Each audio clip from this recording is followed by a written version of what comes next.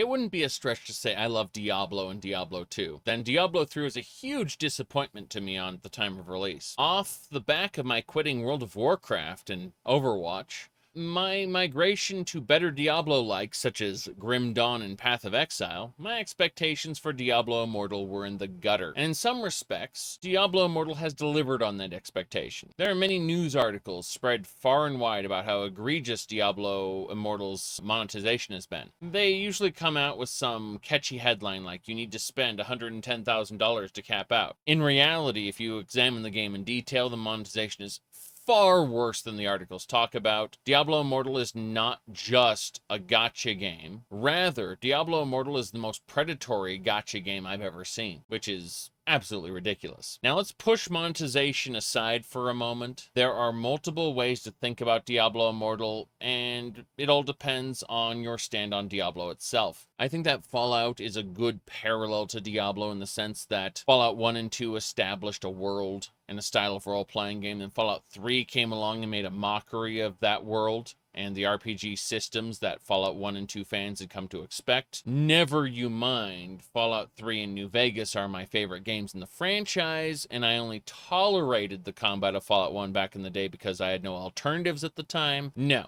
The comparison to Diablo and the Fallout franchise fan bases are at war with themselves, because while it's called Fallout, you should really call it Fallout Classic or Bethesda Fallout. In a similar vein, Diablo 1 and 2 were made by people who ended up leaving Blizzard. Most prominent individuals that comprised Blizzard North, known for Lord of Destruction, left to form Flagship Studios, which produced Hellgate London, which failed horribly. I was in the alpha test for Hellgate London, and it was charming, but charming as it was, it needed another couple years in the oven, and the studio didn't have the time, they didn't have the money. Anyway, condensing a lot of events down, the surviving Diablo creators went on to work on Torchlight and Torchlight 2. Note that these games have little relation to the MMO known as Torchlight Frontier that was relabeled Torchlight 3 after a lack of interest. Torchlight 3 isn't really Torchlight 3. Diablo 3 was ultimately born from a new Blizzard, forged from the success of World of Warcraft.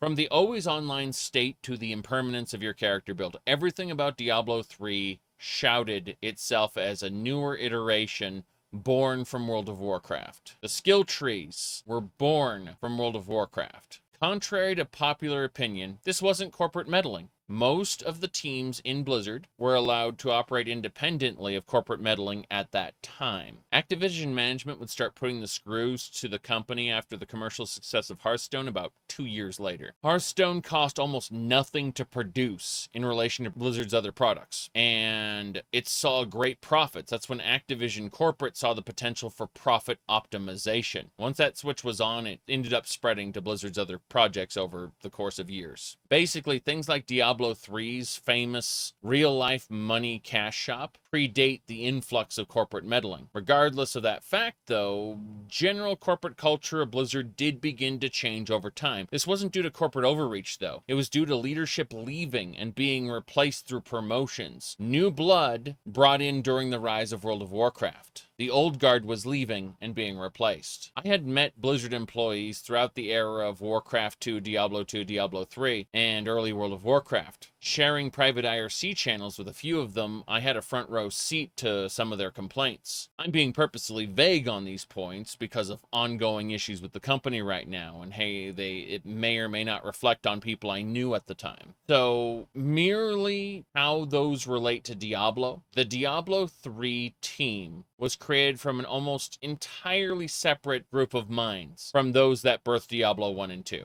Similarly to how Fallout 1 and 2, a vast majority of the fans of the first two don't relate to the third, and the third don't understand why the first two are so upset all the time, and just in terms of, fan bases. From my perspective, Diablo 3 is a fun video game, a streamlined and casualized incarnation of the action RPG genre that Diablo 2 helped codify in the industry. The problem is, some of the best, most standout elements of Diablo 2 never made it across. The writing was also a victim of modern Blizzard. While earlier Diablo games had adopted a keep it simple, stupid approach, which works well in game design when stories are written in a simple way that don't demand exposition. For example, Doom. You're trapped in an outpost killing demons because the demons want to kill you. It's simple, it's stupid, it's effective. Diablo 3's reach exceeded its grasp. Now, I'm going to take a moment to do an aside, since I tend to deride Elder Scrolls and Fallout's lead creator, Emil Pagliarulo, for his keep it simple, stupid comments he made during his Fallout 4 interview. The reason I'm fine with keep it simple, stupid in something like Diablo 1 and 2, and not Skyrim and Fallout 4 is pretty straightforward. Diablo 1 and 2 ask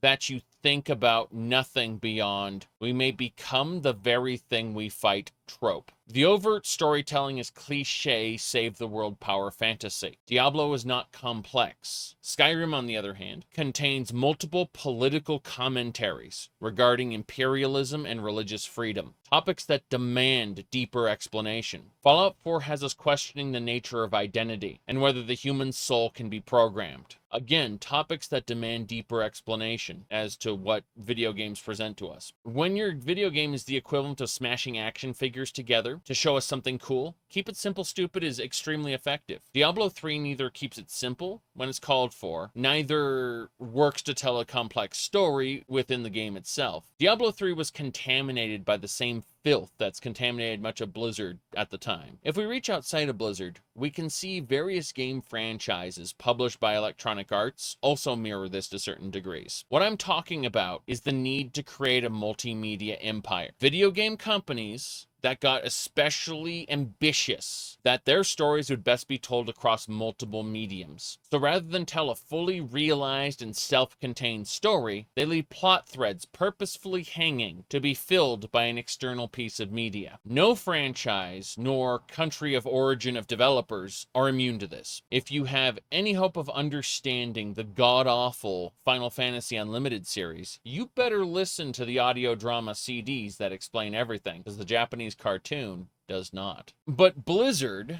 is perhaps the worst at this, as they do write a fairly complete self-contained story and then feel the need to rip pieces of it out and say, this book is what really happened, not the previous game/expansion. Famously, the first year of World of Warcraft, known as Vanilla or Classic, back before we got the re-release of Classic, almost all of the actions done by players were changed within the storyline of the games. The player's raid on Onyxia, for example, was changed to be the work of King Varian Wrynn of Stormwind, who during Vanilla was a prisoner on an island. But due to Blizzard ripping chunks out of their game and replacing them with novels, it became a story about how he got anime hair, got a wolf spirit inside of him, and became a brutal gladiator. Diablo 1's elements were overwritten by novels, where the warrior was given a name, Prince Aiden, and minor characters such as Adria were retroactively given more significance and brought back. The politics of the kingdom to which Tristram belonged to was expanded upon, with almost no point and purpose within the story. I'm not disparaging the concept of tie-in novels. It's great when a novel can expand on things that happened in a show, movie, or game, just as assuredly as a spin-off novel would tie into a mainline novel series and show us certain side characters to whom the main plot is no longer relevant. It's great for capping off or continuing a story that the author is fairly sure would never be continued. Famously, Star Wars had a giant continuation of its universe, with Luke Skywalker founding the Jedi Academy and training various students who went on to have their own adventures across the galaxy. Before the Dark Times, before the Empire. Not all the novels in the Star Wars expanded universe were good. In fact, their quality varied wildly based on the author in question. It added value as a whole to the intellectual property without any cost to the core material. So, Diablo. From Diablo 3 onward, it followed the Warcraft 3 model of really only making sense if you purchased the novels. Otherwise, there were huge gaps in the storyline. On principle, I despise this business model, since it is not in the company's best interest to produce complete products or standalone stories anymore. Part of me believes that I would go easier on this if the books were of quality, but the majority of the time, Blizzard's licensed properties are not well written. With multiple authors, it has boggled my mind, since they've proven themselves quality writers outside of Blizzard space, whether it be Dungeons & Dragons Ravencroft, Star Trek, or Star Wars. Again, Part of me thinks this whole situation would hit differently if the novels were of the quality they were in other franchises by the same authors, but they are overwhelmingly not, at least in my opinion. Alas, though, it happened with World of Warcraft and it happened again with Diablo 3. The story is a nonsensical mess. If you don't read the novels, I read the novels, I don't like them. From a gameplay perspective, Diablo 3 captured the point-and-click movement that made Diablo and even the Warcraft strategy games famous. But differences did come in when it came to character building. Rather than devoted skill trees where you have to invest in them as you level up, you get skill trees that can be filled with one of several choices that can be swapped out freely when out of combat. Diablo 2's skills were a commitment to build your character in a certain way, whereas Diablo 3's were non-committal. Diablo 2 had patched in a limited character respec once per difficulty. That's 3 respecs per character's life. That was done towards the end of Diablo 2's lifespan. In other words, there were no respecs in the majority of Diablo 2's existence. Diablo 2 would take one step further in its post-patch releases with a skill synergy system, where some skills gave benefits to others merely for having them. This created some amazing build diversity we had never seen before in the genre. Again, Diablo 2 and its expansion did not launch with synergy skills. They were patched in a number of years later. But even games inspired by Diablo 2 understood that there should be cost to respecs, like a heavy currency cost in the case of Path of Exile, or unique currency that you had to earn in different ways. The creators of Diablo, who had moved over to Torchlight, saw the popularity of the Respec Potion mod, an expensive potion that you could buy from vendors. And the developers looked at that for Torchlight 2 and they said, Respec is not in our core design for this game, but we understand the demand. So what they did was they took, for the Steam Workshop, their sample mod, the mod that they showed off as an example for other people who maybe wanted to add mods to the workshop as well. Their sample mod was a Respec Potion. So the most popular mod for Torchlight 1, they saw it, they respected it, and they implemented it as an option that they made absolutely clear is not our intended vision. Although abilities with cooldowns exist in Diablo 2, almost every ability in Diablo 3 has a cooldown that was meticulously balanced against each other. If you talk to designers who spent a good amount of time designing retro games, they will tell you that the existence of bad or suboptimal choices confirm and reinforce the correct choices. In theory, the worst choices should be useful in some kind of niche situation, but the existence of the truly best choices for certain classes or certain situations is intentional, and players navigating this labyrinth of choice was part of a game's core design. That's why games like Diablo 2 have multiple difficulty levels. They ensure that almost everything can be completed on normal, given enough time, effort, and grinding. On the other hand, you are not entitled to progression on Nightmare and Hell, and you will often hit a dead end if you didn't properly plan your character. What modern developers see as a potential quit moment for their live service game, classic developers saw as integral to their game's design. Modern games hinge around having an active player base at all times. Quit moments are disastrous and should be avoided at all costs. So, we've spent quite a bit of time talking about Diablo 3 when I'm supposed to be talking about Diablo Immortal. Why? Well, Diablo Immortal is different to Diablo 3 in the same way that Diablo 3 is different to Diablo 2. That is to say, it is streamlined from its previous incarnation. Where Diablo 3 had mutators for each skill that could change how the skills functioned, called runes, that functionality has been moved over to legendary items. And previously, legendary item effects have been moved over to legendary gems. Let's just say that 90% of your character's power is going to come from them, and that they're the primary gotcha mechanic for the game. Instead of pulling for characters, you pull for gems. Where Diablo 2 had mana governing the usage of skills, with only a handful of skills using cooldowns, Diablo 3 focused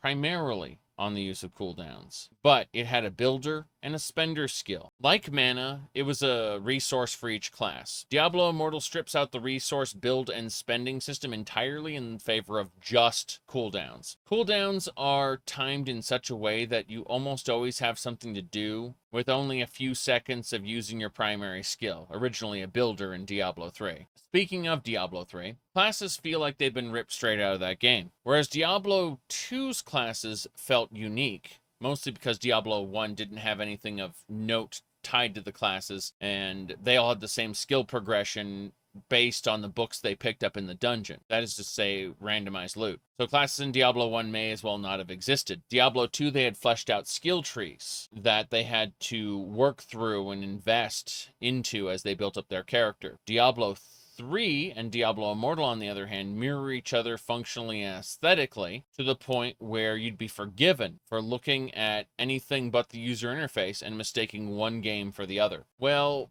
with the exception of Necromancer, but there are reasons for that relating back to the game's origin as a Chinese release. Anyone who knows me is aware that graphics are the lowest level of consideration I place on the quality of video games. That is to say, I enjoy 2D pixel art games or text-based MMOs known as MUDs just as much, if not more, than your average AAA release. I'm not saying I snub a game for looking good, I'm saying I don't consider it as a reason to like or dislike the game. Being the way I am, it's apparent even to myself that many of the tile sets in Diablo Immortal feel authentically Diablo 3. That again, you'd be forgiven for saying they just ripped it out of Diablo 3. Do a closer comparison and there are differences. You can compare the classes and level design and see the handcrafted nature of Diablo Immortal. They didn't skimp on the production values considering the game fits about a little more than 10 gigabytes on your phone or double that on your PC. So no, they didn't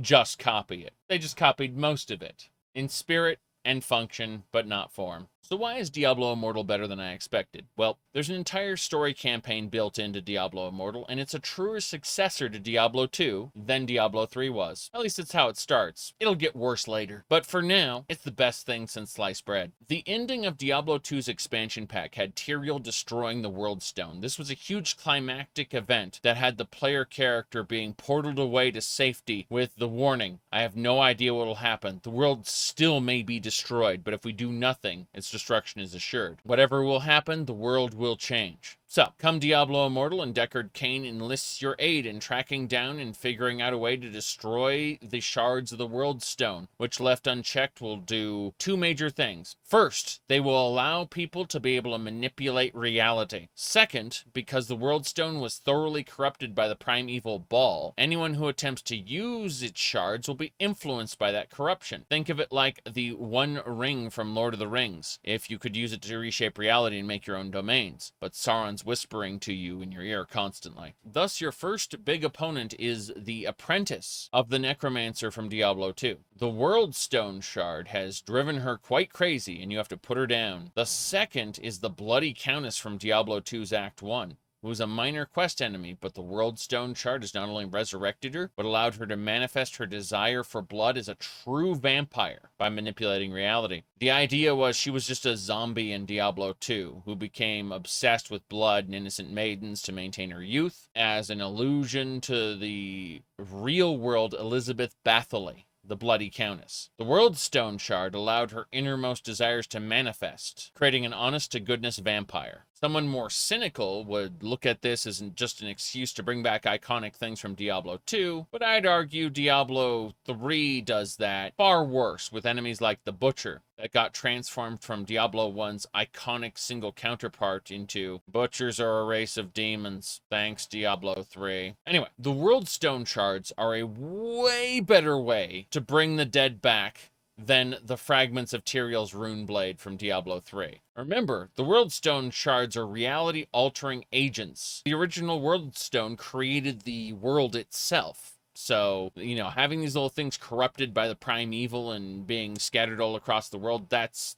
far, far more suited at bringing back the dead than the shards of an angelic sword. If you hadn't guessed right now, I'm not too keen on Diablo 3's main story basically at all. Whereas Diablo Immortal, at least during the opening acts, is successfully landing its story beats. Now, before you think I'm universally praising the game, don't worry, it gets worse. Although you can see glimpses of this early when you arrive at Westmarch and Deckard Cain is talking to you about how to destroy the World Stone shards, a core element to this plot. Suddenly, Deckard Cain's eyes gloss over, his voice acting stops, and the text tells you How Charcy from Diablo 2 needs to see you immediately. Yes, they brought back Charcy. Oh, they changed her hair color and made her a bit more androgynous than I remember. Feels like they took some random blacksmith lady and renamed her to Charcy, rather than actually putting Charcy into Diablo Immortal. Anyway, Charcy has a bit of voice dialogue when she's in main quest mode, but sadly, after Deckard Cain's unvoiced outburst, she too uses silent text. Don't get me wrong, I don't mind text-based games. In fact, I've played tons of them. The problem is the quality of the writing is not exactly written for the character. It's a utilitarian approach designed to get the player character from point A to point B. In other words, it's very, very clear whoever wrote the up till now damn good main quest was not the person who wrote this unvoiced dialogue. This is the real Diablo Immortal peeking through the Blizzard Diablo mask. That is the main quest. We'll be seeing more of it later. This unvoiced Charcy tells me about a lucrative opportunity where I should go see a man about a new discovery, Elder Rifts. That's right. There's a square at the center of town where you can run mini 5-man dungeons for quick loot. If I didn't know what I know about the horrible truth of Elder Rifts, I'd say that this makes perfect sense as mobile lends itself to shorter play sessions, that these are the perfect vehicles to get a short burst of Diablo gameplay on a lunch break or while waiting for a meeting to start. Well, not as healthy to the mind as, say, opening an ebook. It certainly ranks up higher for your mental health than scrolling through social media as a time waster. At least that's what I would say if I didn't know what I know. Elder Rifts are the game's gacha mechanic. For those who don't know, gacha capsules in Japan are these little machines that you put some money in, you get a little egg toy. You open up the egg, the toy's inside. You can't pick which toy you get. You turn the lever, and a random toy from a series that the machine is advertising pops out. Gambling for money in most forms is currently, at the time of making this video, illegal in Japan, although certain sanctioned forms have cropped up over the years. But to get around the lower level gambling laws, people tend to gamble indirectly. They want the adrenaline rush of gambling without breaking the law. Pachinko and gacha fill that void. Gacha in video game form, however, is more insidious, and they will tie core gameplay mechanics to the winning of items and characters via gacha pulls. Pulls being like pulling the lever on a slot machine, to the point where you're unable to progress within the story games without being very, very lucky, spending a lot of time, or spending a lot of money. In that sense, Diablo Immortal is better than I expected. I expected you to have to invest huge amounts of money and or time to progress the story, and I was wrong. Well, half wrong. We'll get to that later. An Elder Rift is indeed a quick 5 minutes or less dungeon run. But if you want anything more than the most garbage drops, you're going to have to use a crest. Crests are fairly easy to come upon using the battle pass or other methods. But that's not what the tutorial tells you.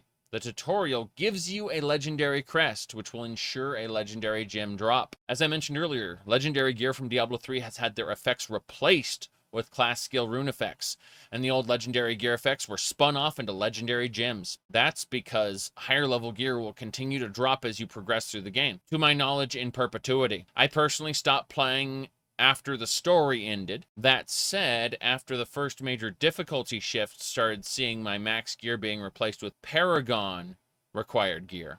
That's right, you go from levels 1 to 60, then you start leveling up through Paragon levels. And so Paragon levels 1 through 600 have their own gearing track. So you might get a Paragon level 6 required item, meaning you have to be Paragon level 6 to use this gear. What this means is you will be obtaining new gear pretty much forever. Legendary gems don't have a level. They just slot into your gear, so you're always incentivized to farm them no matter what and simply transfer the gem from an old piece of gear to a new piece of gear. Legendary crests are scarcely obtained through the battle pass and a few other things, including premium bundles in the store. It's important to note, however, that legendary crests are not the same as eternal legendary crests that you purchase in the store. Keep in mind, everything I say here is at the time of making the video because the game is a live service, subject to change, so things may change later on. But right now, at the time of speaking, the free or bundle legendary crests are bound, meaning anything you get from them, from the Elder Rift, can't be traded on the auction house. Whereas legendary gems that are obtained from eternal legendary crests, the ones you buy in the store, those can be traded on the auction house. Now, Of course, it gets crazier. These gyms have quality.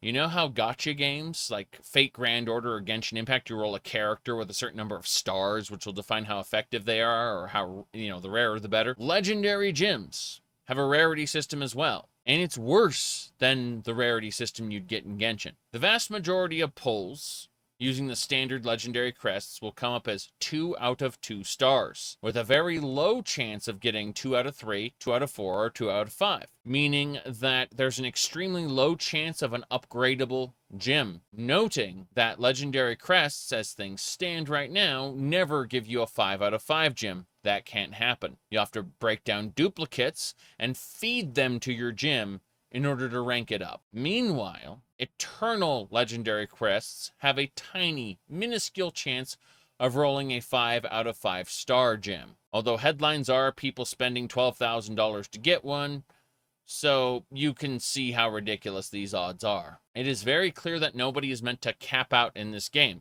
because if they cap out, they'll stop playing. This is aimed at a more consistent low-level player who occasionally drops $20 on a pack of legendary crests and runs a rift, gets a guaranteed drop. See, the crests you put in a rift transform the rift itself like a loot box. The more crests, the more chance at desirable loot. In gacha games like Genshin Impact, the 10 pull increases your odds. In a similar way, you can put 10 eternal legendary crests into a rift. If you fail the rift or quit out of it, your crests are mailed back to you because you never got to open the loot box, which you do by killing the Rift Guardian. The rifts themselves are loot boxes. The act of killing the Rift Guardian is to subvert the idea that you are purchasing gear. You are purchasing gear, just with extra steps. So, in short, when Deckard Cain sent you to Charcy, and Charcy told you about this lucrative opportunity, and the shady merchant sent you into a rift, that was the game introducing you to the loot box mechanic. Other than this inane, out-of-place, poorly written tutorial, this mechanic and its rewards are in no way required to complete the story. Think of this as an ugly boil or scar which is marring what is up to this point a perfectly serviceable continuation of Diablo 2 with kind of lazy mechanics, right? The combat is not great, but hey, we get more Diablo 2 story, and that's cool. When you get back to Deckard Cain, he remarks about how worthwhile that was. Suddenly, his eyes return to normal. His voice resumes talking about the main quest without skipping a beat. That is, again, Diablo Immortal's monetization system interrupted the sequel of Diablo 2 simply for the purposes of getting you invested in that ecosystem. The sad part is that Elder Rifts become semi-mandatory later, not because of the loot box mechanic, but as you progress through the story, at level 30, level 31, or thereabouts, you'll be presented a stop point around the Library of Zoltan Kulle. Ironically, this point is where the story stops being creative with its continuation of Diablo 2 and starts crutching heavily on Diablo 3 content. In Diablo 3, Zoltan Kulle's archives were so hidden that you needed to travel all across the wastes and gather very specific items to unlock them. Here, they're easily accessed. You fight a not Zoltan Kulle sand clone of his, a caretaker of his library, just for the purposes of putting Zoltan Kulle into the game. Or at least you would if you had hit level 35 before reaching this point, but the game wants you to slow down. The majority of the EXP shifts from being main quest related to being battle pass and bounty and rift related. It's somewhat ironic that the moment it stops being a continuation of Diablo 2, it starts crutching on Diablo 3 content. That exact moment, it becomes a slog to progress because of level-gated quests. A less charitable me would create a theory about how they front-loaded the good content and then created an artificial investment as the game declines. Well, let's assume they put their all into writing. Okay, I'm not going to question it right now. However, they did want you to get invested via the amount of grinding required to progress in levels. That is certain. I could talk about other plot points, but they're really below notice. Just meet other Diablo 3 characters, and then you meet an evil monk. An evil monk is trying to bring his brother back from the dead by using a Worldstone shard. And he's ready to hand that shard over to Skarn, the Lord of Damnation. It's funny, I haven't mentioned Skarn yet, considering he shows up in the town where you meet Deckard at. Well, he bellows at you from time to time, and his cult pesters you from time to time.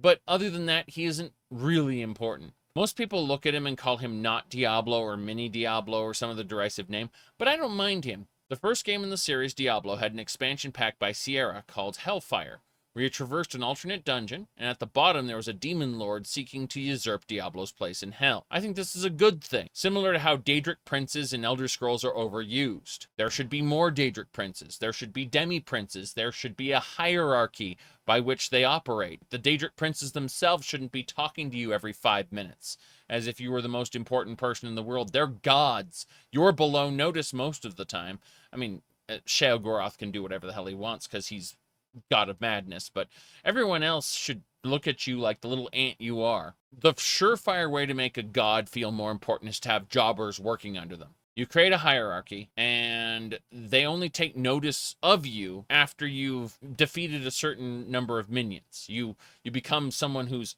worthy of notice. Skyrim devalued the Daedric princes by having them talk to you every 5 seconds, making them feel less like gods of oblivion and more like nuisances. Battlespire had the whole hierarchy of Daedric lords who served under the Daedric princes, and Dremora who served the lords. All kinds of different Daedra, Vermai, Scamps, so on. Mehrunes Dagon felt like a really big deal because he had this giant hierarchy under him. So, having a lesser demon lord who looked at the absence of the primeval, he stepped up, seeking to usurp the primeval's power and influence while they're gone. That seems a-okay to me. I remember a couple people who were shouting in my live stream chat, who the hell cares about Skarn? And my response is like, who the hell cares about Diablo? We killed him in 2 and shattered his stone on the Hellforge. He's dead until Diablo 3 resurrects him with retroactive continuity changes. But I know the game is named Diablo. So rather than being about Diablo's legacy, like it should have been, as in 3, Kane's lore book says he's now banished to the unfathomable abyss and not actually dead. So Adria brings him back with the power of the Black Soul Stone, which can do just about anything according to the game. It's quite boring. So anyway, skipping a couple areas because their stories don't matter. Skarn, Lord of Damnation, true to his word, takes the World Stone fragment from the evil monk, brings back the monk's brother's soul, and rips out their light, which turns them into demons. So, Diablo 3 retcons humans. Humans are now half angel, half demon hybrid race, who got their powers stolen from the World Stone.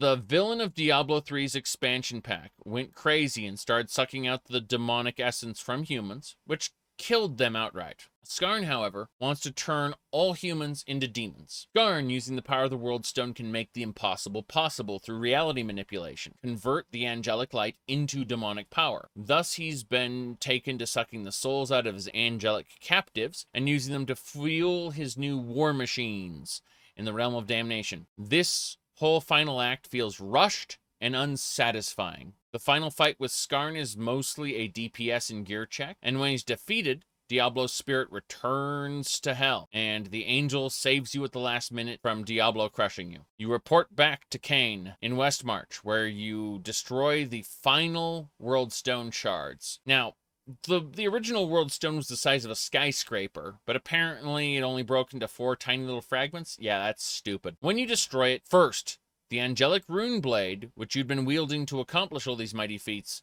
shatters, making you no longer the special one. Secondly, Skarn, the Lord of Damnation, who had his spirit trapped inside the blade, he enters your body. Kane rambles about how the end of days prophecy wasn't averted at all, how Diablo is alive. But that's all nonsense, since Diablo has spent eons uncounted in hell, and it was no problem. The only time Diablo was ever a problem was when he was banished from the burning hells to the mortal world. That's when things started to go bad. So, without a World Stone shard, it's status quo for Diablo. So, already, this ending makes no sense. Also, Diablo Immortal and Diablo 3, Deckard Cain, for some reason, has this ridiculous insistence on prophecy, when in Diablo 1 and 2, all of the Herodric records were based on things the angels knew, based on the past. You know, they said, hey, Diablo might get out, in which case, go stop him from unsealing the tomb of Tal Rasha or whatever, you know. There were specific things in Diablo 2 that you had to know from the past, but suddenly Diablo 3, and by extension Diablo Immortal, becomes obsessed with vague prophecies that don't make any sense. It's very dumb. So yeah, very disappointed. Now you may be wondering, if Diablo is dead in Diablo 2, how is he back now? And how does that affect the continuity of Diablo 3, in which he's still dead later? I imagine it doesn't. At some point, they'll expand on the story, and Diablo was banished to the unfathomable abyss once again to sync up with Diablo 3. Or it won't. I don't see a reason to care, considering they brought him back again out of place. Diablo Immortal's storytelling goes from serviceable to horrible, right around level 35, and takes about 25 levels of grinding to reach its unsatisfying conclusion, which is clearly built to be updated and expanded on later. Around the time Diablo Immortal's story is starting to wrap up, the game introduces you to two factions, the Immortals and the Shadows. These are obviously factions for Diablo Immortal exclusively, as the Immortals are powerful defenders who battle the burning hells with the power of the immortal heart, and the Shadows are those who test the Immortals, ready to replace them should they ever fall to demonic corruption, aka a complete answer to Diablo 3's question about what'll happen when the Nephilim is corrupted. Like that was literally the central thesis of the ending of Reaper of Souls, was the angel Tyrael, who had complete faith in the Nephilim through the entire game. At the very, very end, seeing you strike down the corrupted angel, he realizes that you have a mortal heart. Will you be our doom at that point? And they answered it. The Shadows are going to come assassinate you. Like, they're going to come assassinate the Nephilim, and that's it. That's the story. Goodbye. The Immortals and the Shadows have no place in the Diablo universe. If there were such powerful champions as the Immortals, they would have shown up at Ariat. They would have shown up in Diablo 2. They would have shown up in Diablo 3. It's very, very poorly thought out. So it sets up these factions that you can grind out later. If the Immortals were doing their job, there wouldn't be a need for the Hero of Sanctuary each game, save the first one, because Diablo 1 was a small-scale invasion. That is to say, it was mostly contained to a single dungeon that went down from a cathedral. You remember Diablo 3's original act took place in the cathedral? Well, the first couple levels of it did anyway. That's basically Diablo 1. Diablo 1 is an entire game built into the cathedral. But yeah, it's a localized problem. If the Shadows were doing their job, the Immortals would get their jobs done. It's that simple. The entire factioning system in Diablo Immortal is MMO nonsense. Diablo Immortal, however, for those who don't know, is an MMO with Diablo's skin. Bounties, rifts, dungeons, raids, warbands, factions, all of this exists to give you a treadmill to do while watching other players run around the open game world. Gives you that social aspect that enhances the investment in the game. In other words, they want to get people invested with the story, then turn around to get people invested in the MMO, and you buy cosmetics and other upgrades in order to look better or play better than the people you're playing with. That's why it's an MMO. Once you complete the main story, difficulty levels unlock. They are labeled Hell 1 through 5. Each Hell level is gated behind a different bracket of Paragon levels, and each Hell difficulty drops gear appropriate to those Paragon levels. Gear will increase your battle power, allowing you to take on those higher difficulty levels, combined with new legendary gems that you should be getting from your legendary crests, and of course build optimization. At the time of posting this, the Paragon levels have nothing to do with the story, and rather act as an endless gearing progression track for people who want to grind out bounties, dungeons, raids, and rifts forever. But setting aside all of this post-game MMO nonsense, there is a fully fleshed Diablo game in there. It's just not very satisfying toward the end. Neither is Diablo 3. In the same vein as to how Diablo 3's adventure mode picks up how the campaign ends, Diablo Immortal's MMO features will likely carry it between major content updates. A content update may have even started between my original production of this video and this video coming out, for all I know. Considering how much money the game has made, there's no way it's not going to get updates. The company will just have to be extremely lazy They have the capital from the massive income. I just can't imagine those updates being very good, considering the amount of money they've made being on the backs of something truly terrible. And I can very clearly imagine the new content being gated behind copious amounts of Paragon levels and battle score. As a strictly mobile game, I would be hard-pressed at this time to find a better, higher quality experience outside of like Genshin Impact, which to the day this video is being made is still the undisputed king of AAA experiences on mobile. And Diablo Immortal is less interesting and less engaging than Genshin Impact. And you know what?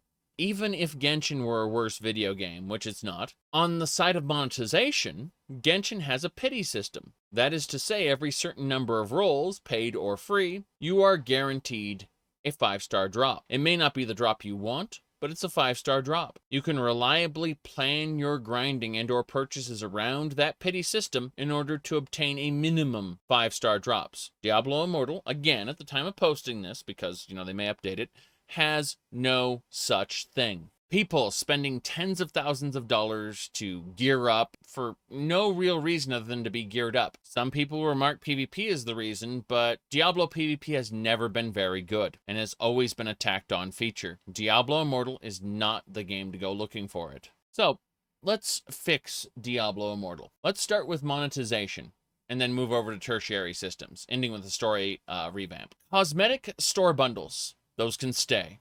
Battle Pass, that can stay.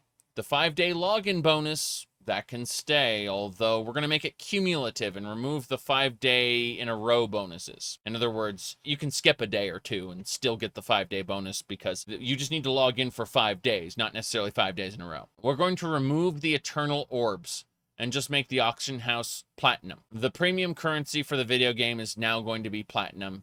You can buy that with real life money if you want. The monetization scheme is now selling cosmetics, selling the premium battle pass, and selling platinum. Platinum will no longer be earnable in-game at all, but anything in-game can be sold on the auction house for platinum. There will no longer be bound legendary gems. However, the 5-star system also has to go. Instead, gems would have a gem rating that would scale based on your Paragon level when dropped, but with diminishing returns for effectiveness. Basically, we are removing the gotcha money machine from the game, and instead, people get to barter items for currency. Whales buy platinum currency and use it to buy items on the auction house. Free players sell items on the auction house and use it to pay for their battle pass, battle packs, and cosmetics.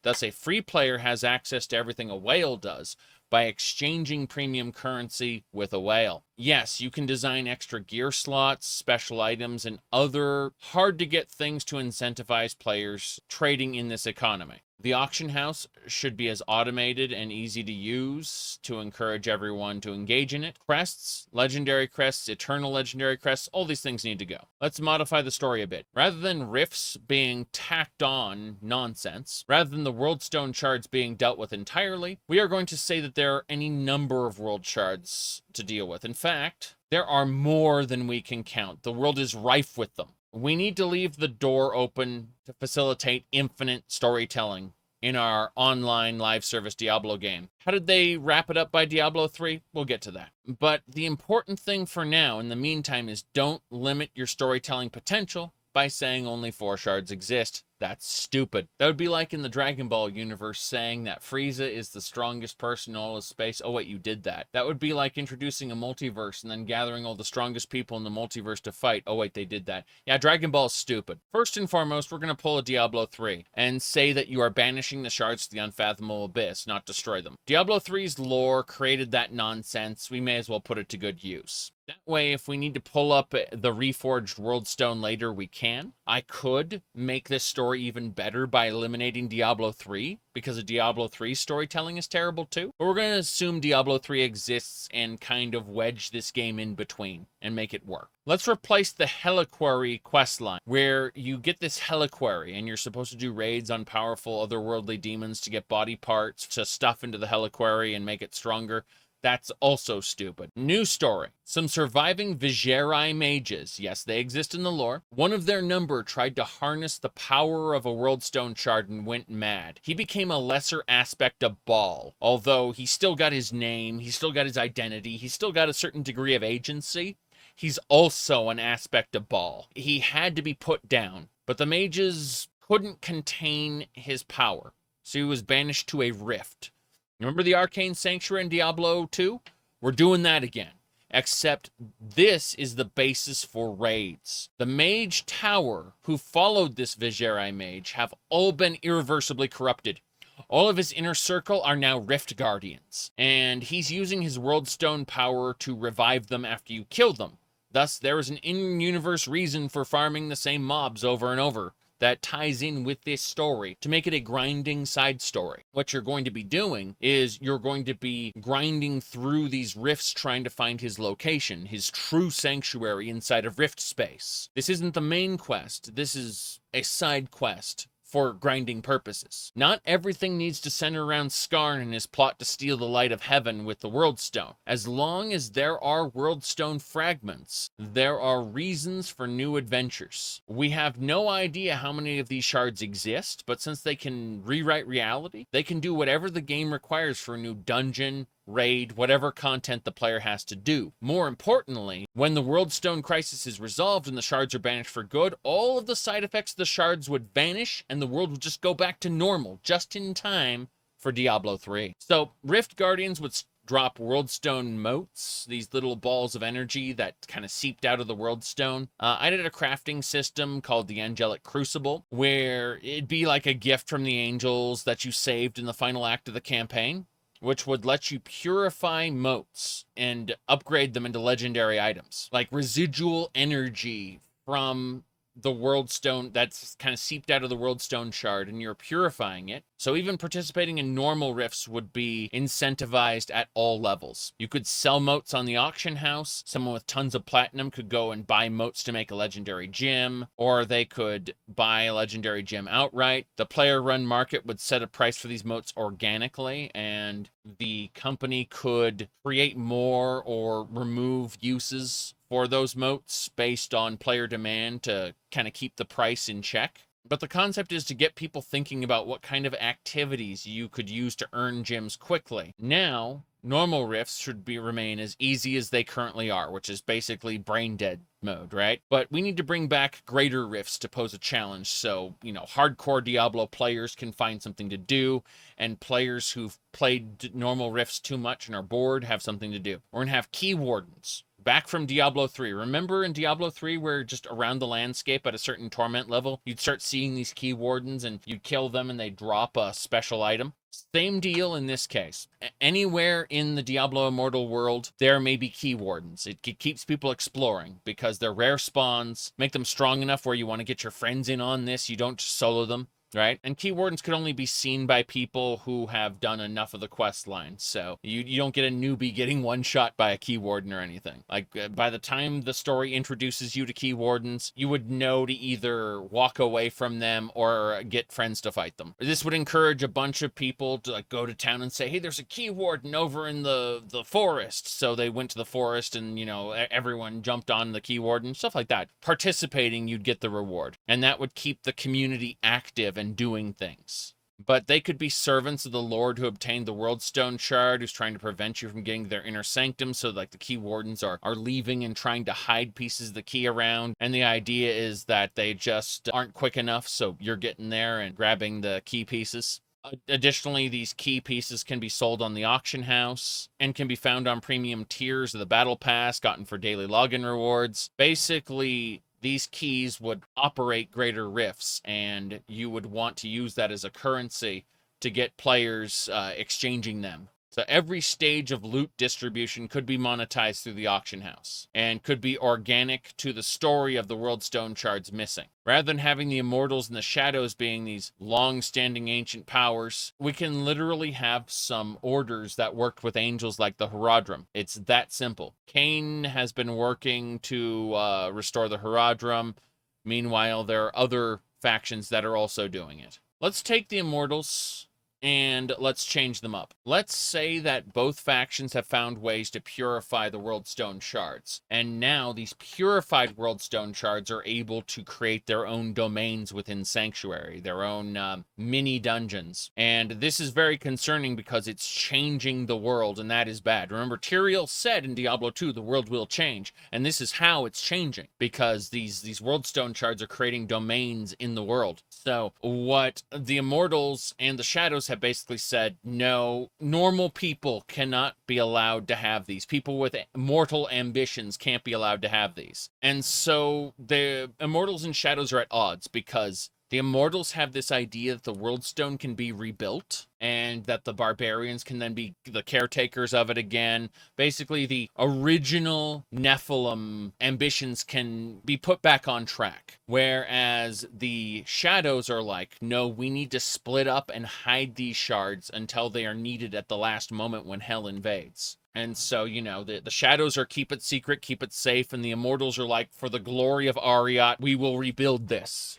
So the Immortals could be the Barbarian from Diablo 2, and that's how you'd do it. You'd have him and maybe the Paladin working together to restore the world to the way it's supposed to be, whereas the Shadows are hiding things away. And it's possible the Shadows, being unwilling to give up the shards, put them at odds with Kane's plan to banish the shards. This would create an interesting dynamic between the factions. Kane's plan could be backed up by the leaders of Westmarch, creating a three-way factioning system, where maybe the player wants to side with the Paladin or the Barbarian or the Assassin, and maybe they would end up opposing Kane or not. So the other thing we have to change in the main story completely is Diablo is back. That ending was horrible and not needed in a between game like this. I don't care if the game is Diablo. It can be about Diablo's legacy instead of Diablo. We can have literally Skarn, Lord of Damnation, create a replica of Diablo using the Worldstone shard, but the replica was too perfect and so it overthrew Skarn. So we have to find and target that particular Worldstone shard to banish the Diablo clone. All kinds of possibilities when you have an infinite amount of world-altering little plot devices. You could basically make this the in-between game to end all in-between games, bringing back things as many times as you want via Worldstone shards. It's a cheap currency that can power an infinite amount of game plot. Doesn't have to be smart plot. You can keep it simple, stupid, but also just snap, snap. Okay, those Worldstone shard bandits are doing it again. Anyway, with all these changes, the game would primarily be a free-to-play, microtransaction-filled, grindy game. Okay, not much changes. The fact is, the game has made as much money as it is.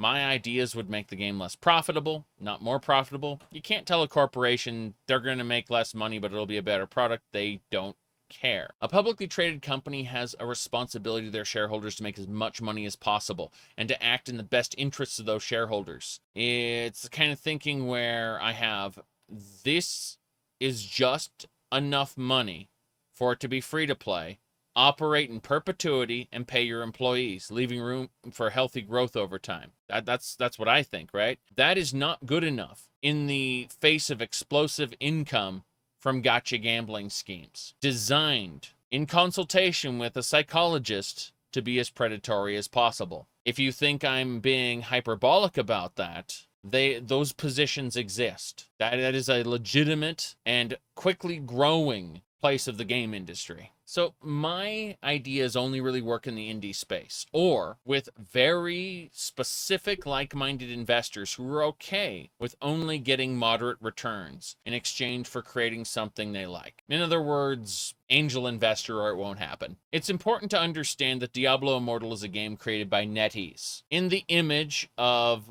a previous Diablo clone that they had held prior to this license deal with Blizzard. At the end of the day, someone at Blizzard helped them craft a game that convincingly plays like a Diablo game in a completely different engine, and I applaud them for that. I will also applaud them the first 30 levels or so of gameplay where it did feel like an actual Diablo game, that is to say, a true successor to Diablo 2's story. I think some tweaks, and it could be a really good game, although it would still be a streamlined version of Diablo itself, too simple for many Diablo classic fans. but it could have legs to stand on its own as a product and not be a horrible casino like it is now. But honestly, I didn't expect those first 30 levels to be good.